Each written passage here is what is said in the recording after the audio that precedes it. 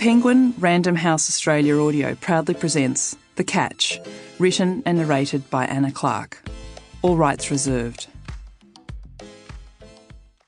We at Penguin Random House Australia acknowledge that Aboriginal and Torres Strait Islander peoples are the traditional custodians and the first storytellers of the lands on which we live and work. We honour Aboriginal and Torres Strait Islander peoples' continuous connections to country, waters, skies and communities. We celebrate Aboriginal and Torres Strait Islander stories, traditions and living cultures, and we pay our respects to Elders past and present. For Gab, Axel and Olaf. Aboriginal and Torres Strait Islander people are advised that this publication contains names and images of people who have passed away. Author's note.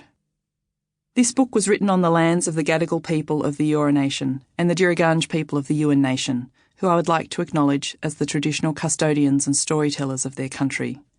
I pay my respects to Elders past and present and celebrate all the histories, traditions and living cultures of Aboriginal and Torres Strait Islander peoples on this land.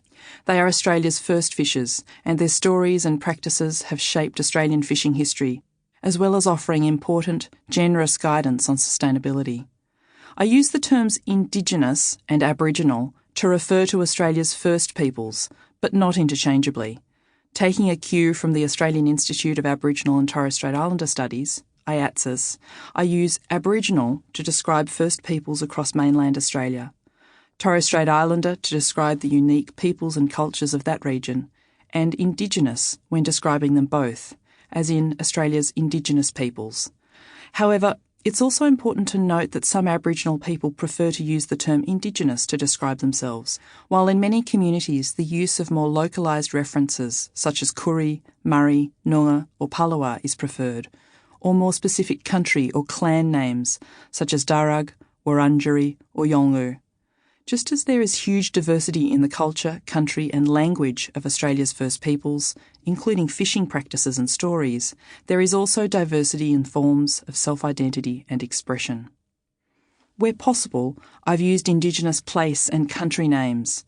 There are frequently alternative spellings, such as Gadigal, Gadigal, Gomeroi, Kamilaroi, and spellings and boundaries of Indigenous names and places have changed over time. Furthermore, detailed information about Aboriginal clan boundaries is sometimes missing or contested, especially where the effects of colonisation have been felt most thoroughly, such as across southeastern Australia. In the past, observations of Australia's first Sample complete. Ready to continue?